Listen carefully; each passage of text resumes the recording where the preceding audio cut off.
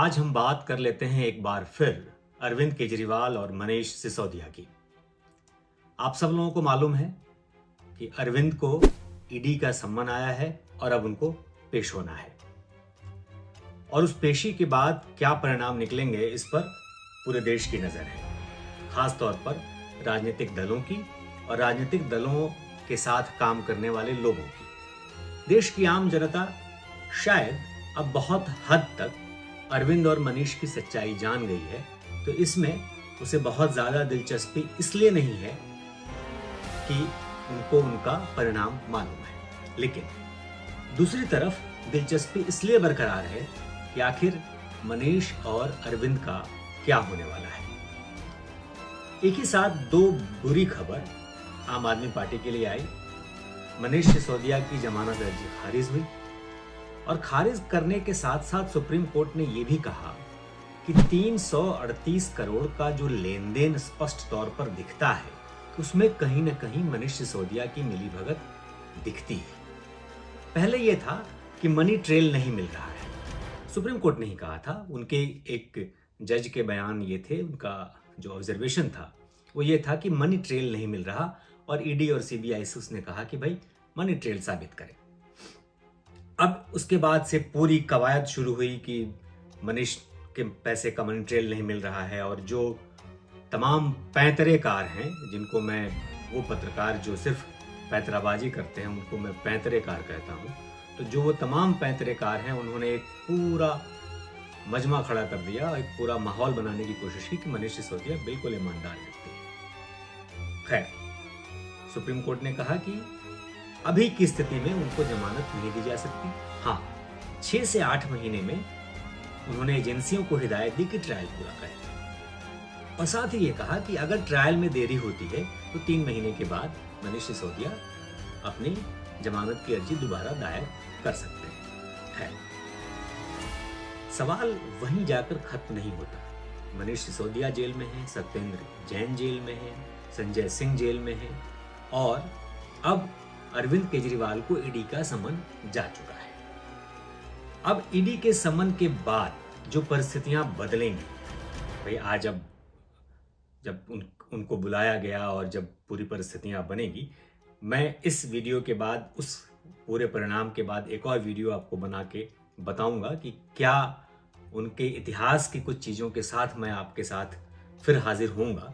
लेकिन अभी जो परिस्थिति है उसका आकलन इस तरीके से करिए कि अब आम आदमी पार्टी के सबसे बुरे दिन का दौर शुरू हो गया है और एक तरीके से आम आदमी पार्टी भस्मासुर बनने का प्रयास कर रही थी। देखिए, आम आदमी पार्टी के गठन के समय से मैं उसकी परिस्थितियों को जानता हूं। मैं तब से उस पार्टी के इन सारे नेताओं को जानता हूं जब से ये पार्टी बनी नहीं थी, यानी जब आंदोलन कर रहे थे। मैं स्पष्ट तौर पे बताता हूं कि आंदोलन के दौरान, रामलीला मैदान में जो आंदोलन हुआ, उस दौरान संघ ने, राष्ट्रीय स्वयंसेवक संघ ने इस आंदोलन को बहुत समर्थन दिया। वहां पे खाने का जो इंतजाम था, उन सारे परिस्थितियों में, उन सारी कवायद में संघ का बहुत बड़ा रोल था और चूंकि वो करप्शन के खिलाफ आंदोलन था तो भारतीय जनता पार्टी स्पष्ट तौर पर भले ही सामने नहीं आई हो, लेकिन संघ ने इस पूरे आंदोलन को पीछे से बहुत सपोर्ट किया था, क्योंकि लगता था कि देश में एक नई पार्टी तो क्या आएगी, लेकिन एक नया आंदोलन करप्शन के खिलाफ शुरू होगा। लेकिन उसके बाद अचानक से जब अरविंद ने, चूंकि अरविंद की मंशा कुछ और थी, अरविंद तानाशाह व्यक्ति हैं, ये मैं हमेशा से कहता रहा हूं। आप मेरी किताब रामलीला मैदान पढ़िए, उसमें और भी बहुत चीजें मैंने साफ साफ लिखी हैं। तो अरविंद की तानाशाही ऐसी थी कि उन्होंने पार्टी से पहले तो अपने लोगों को किनारे किया जो उनके खिलाफ आवाज उठा रहे थे, जो उनकी बुराइयों को बता रहे थे, जो उनकी कमियों को बता रहे थे, जो उनकी समस्याओं को बता रहे थे। इन सब लोगों को उन्होंने धीरे धीरे किनारे किया और उसके बाद जो उनके चमचे वहां रह गए पार्टी में, या जो उनके बुरे कामों के जो भागीदार रह गए, उनके साथ उन्होंने पार्टी बनाई, पार्टी को आगे बढ़ाया और दूसरी बार, तीसरी बार मुख्यमंत्री बने, दूसरी बार सत्ता पे काबिज हुए। अब पंजाब में भी सत्ता है। लेकिन वो कर क्या रहे हैं? वो करते ये हैं कि हर जगह जहां जहां जिन जिन राज्यों में वो चुनाव लड़ते हैं, दरअसल वो उन राज्यों में कांग्रेस को कमजोर करते हैं। जाहिर सी बात है, जब इसका आकलन आप करेंगे कि कांग्रेस को वो कमजोर कर रहे हैं, तो उन राज्यों में भारतीय जनता पार्टी कहीं ना कहीं एक ऐसा रोल प्ले करती है कि कांग्रेस कमजोर हो और आम आदमी पार्टी थोड़ी सी उठे, लेकिन उसको खतरा नहीं हो। अब जैसे ही भारतीय जनता पार्टी को कहीं से भी कोई थोड़ा सा भी थ्रेट, हालांकि थ्रेट बहुत दूर है, क्योंकि पूरे देश में अगर वोट देखें तो 24 करोड़ वोट अगर बीजेपी को मिलते हैं, तो 12 करोड़ वोट, 11-12 करोड़ वोट कांग्रेस को मिलते हैं और महज 2 करोड़ वोट के आसपास आम आदमी पार्टी है।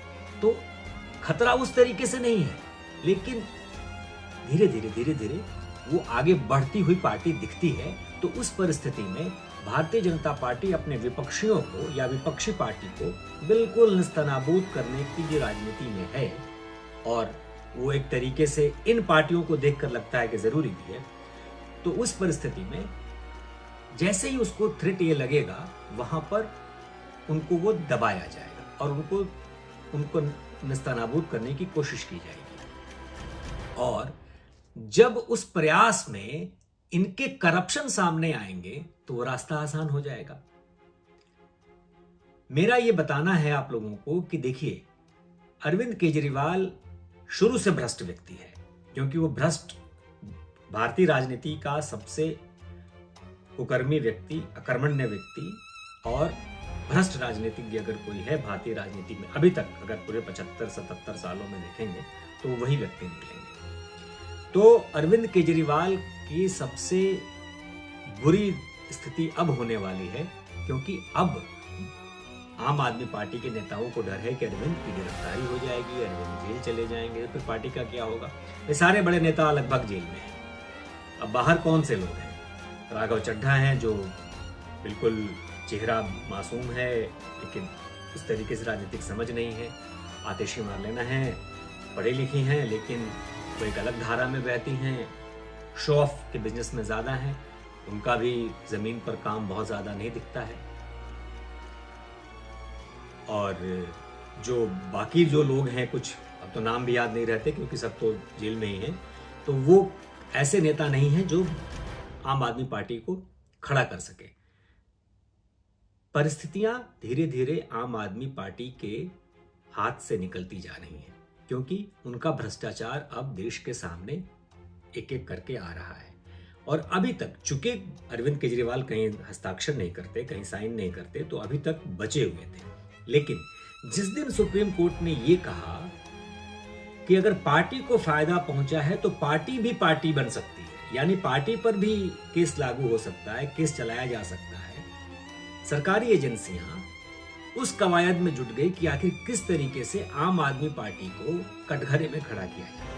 अब आम आदमी पार्टी को कटघरे में खड़ा करने की परिस्थिति जब बनेगी, तो पार्टी पर खतरा बनेगा। कल को हो सकता है कि एजेंसियां जाकर के आम आदमी पार्टी की जो परिस्थिति है चुनाव आयोग में जाकर कहे कि भाई इनकी स्थिति तो ये तो करप्ट पार्टी है, इनका रजिस्ट्रेशन रद्द किया जाए।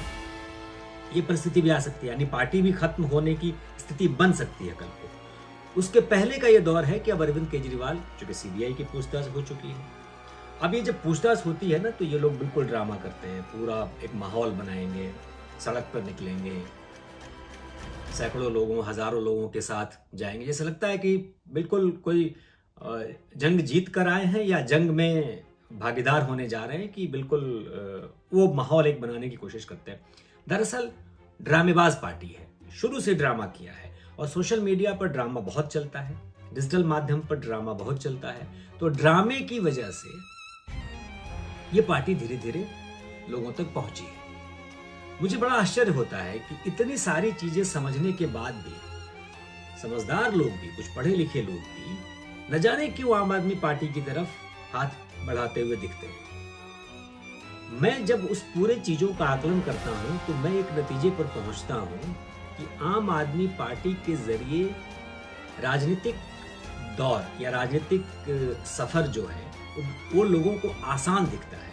इसलिए जिन जिन के अंदर राजनीतिक महत्वाकांक्षा बैठी हुई है, बनी हुई है, वो एक शॉर्टकट का रास्ता चुनने के लिए आम आदमी पार्टी की तरफ बढ़ते हैं कि ये एक नई पार्टी है और यहां पर एक ऑप्शन मिल सकता है कि हम आगे बढ़ सकते हैं।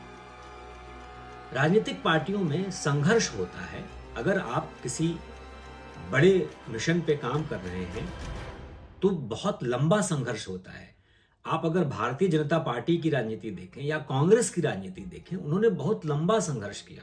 कांग्रेस ने सालों संघर्ष किया, उसके बाद सत्ता में आए जब देश आजाद हुआ।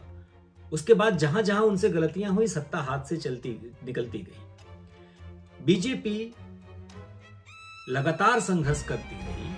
1980 से संघर्ष करते करते 84 में जाकर के उनके 2 सांसद बनते हैं, और वो 2 सांसद आडवाणी और अटल जी नहीं है, लेकिन वहां से शुरू होकर आज पिछले 9 सालों से सत्ता में बैठी है पार्टी और पूर्ण बहुमत के साथ बैठी है। तो एक संघर्ष का दौर होता है, परिस्थितियां बनती है, लेकिन जहां पर शॉर्टकट का रास्ता दिखता है लोगों को, राजनीतिक महत्वाकांक्षा अंदर जमी है, वहां आम आदमी पार्टी लोगों को नजर आती है कि भाई ये एक रास्ता हो सकता है।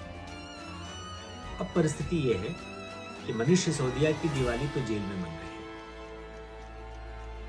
मुझे खुशी नहीं है कि मनीष सिसोदिया की दिवाली जेल में मन रही है, लेकिन मुझे इस बात की खुशी जरूर है कि कितने लोगों की दिवाली जो इन लोगों ने खराब की है, जिसकी जिंदगी खराब की है, वो जरूर इस बात से खुश हो रहे होंगे कि मनीष सिसोदिया की दिवाली जेल में मनेगी।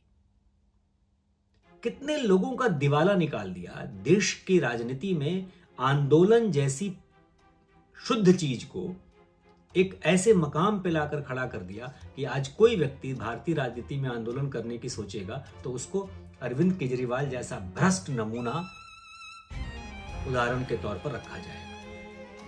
अब देखिए क्या हो रहा है। बिहार में प्रशांत किशोर काम कर रहे हैं। प्रशांत किशोर कैसे हैं, क्या करते हैं, हम उस पर नहीं जाते, लेकिन जैसे ही दिखता है लोगों के मन में पहला सवाल आता है कि कल को प्रशांत किशोर अरविंद केजरीवाल तो नहीं हो जाएंगे। किसी भी राज्य में जाइए, अगर वहां पर कोई एक नई पार्टी या कोई एक नया नेता या कोई एक नया संगठन कुछ भी एक नए बदलाव की बात करता है तो उसको जोड़ा जाता है कि कहीं ये अरविंद केजरीवाल तो नहीं हो जाएगा। बावजूद इसके दिल्ली में कुछ लोग, भाई लोग वोटर हैं, उसको वोट देते हैं, तभी वो सत्ता में आ रही है पार्टी। न जाने क्यों।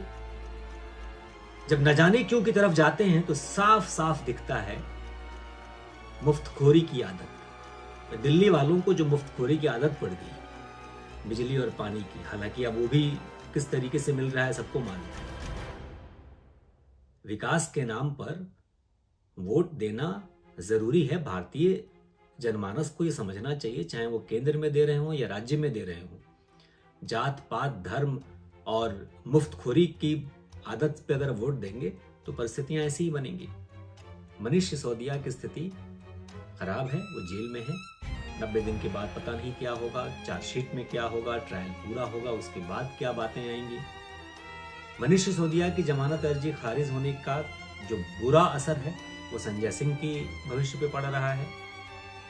और आप देखिए, ये अदालत में जब सुनवाई के लिए जा रहे होते हैं तो संजय सिंह सीधे प्रधानमंत्री पर आरोप लगाते हैं, भाई वो अडानी के प्रधानमंत्री है या अडानी उससे जोड़कर।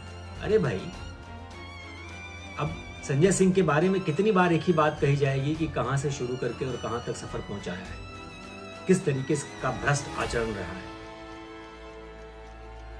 अब एक पूरा नैरेटिव अभी से सेट करने की कोशिश जरूर की जाएगी कि आम आदमी पार्टी की जो स्थिति है, जो परिस्थिति है, उसको खराब करने की प्रयास में सरकार लगी है। लेकिन सच ये नहीं है कि खराब करने के प्रयास में लगी है। ये भ्रष्ट हैं, इनकी भ्रष्ट आचरण को उजागर करने के प्रयास में लगी है, जो धीरे धीरे सबके सामने आ रहा है। तो अब मंत्रिमंडल लगभग पूरा जेल में है। मुखिया भी जेल जाने के कगार पर खड़े हैं। अरविंद की दिवाली जेल में मनेगी कि नहीं वो स्पष्ट हो जाएगा। अभी तो स्पष्ट है कि मनीष, संजय सिंह, सत्येंद्र जैन, इन लोगों की दिवाली अच्छी तरीके से नहीं गुजरने वाली है। भाई, किसी भी तरीके से शराब घोटाले को उचित नहीं ठहराया जा सकता। जो लोग ये कह रहे हैं कि बाकी राज्यों में भी इस तरीके के कानून हैं, उनको समझना चाहिए कि अगर आपके कानून में सच्चाई थी, आपके नियमों में सच्चाई थी, आपको लगता था कि आप जो कानून बना रहे हैं, शराब को लेकर के जो नियम बना रहे हैं वो बहुत सही है, तो उसको वापस लेने की जरूरत नहीं थी। और घोटाले तो अब स्पष्ट आ गए। अब तो 338 करोड़ के लेन देन की बातें सामने आ गई। ऐसे में आम आदमी पार्टी के लिए आने वाले दिन मुश्किल वाले हैं और भ्रष्ट आचरण वाले नेताओं पर जब तक शिकंजा नहीं कसा जाएगा तब तक कहने को 5वीं बड़ी इकोनॉमी जो भारत है, अगर पर कैपिटा इनकम की बात करेंगे तो पता नहीं कहां 50वीं पे जाकर के खड़े होंगे। भारत से ऊपर की जो इकोनॉमी है उसकी पर कैपिटा इनकम का आकलन करिए कि एक आदमी की आय कितनी है। चूंकि आप 140 करोड़ के देश हैं तो इसलिए आपका क्वांटम बड़ा हो जाता है और आप 5वीं सबसे बड़ी इकोनॉमी के तौर पर आ जाते हैं। लेकिन उस 140 करोड़ में से 80 करोड़ को अनाज पहुंचाना पड़ता है कोविड के दिनों में। इसका मतलब है कि गरीबी रेखा से नीचे रहने वालों की तादाद अब भी बहुत ज्यादा है। तो पर कैपिटा इनकम पर ध्यान देना होगा और इस तरीके के भ्रष्ट नेताओं को बार बार जेल की सलाखों के अंदर डालना होगा। अपडेट के साथ, नए वीडियो के साथ मैं आपसे फिर मिलूंगा। तब तक के लिए नमस्कार।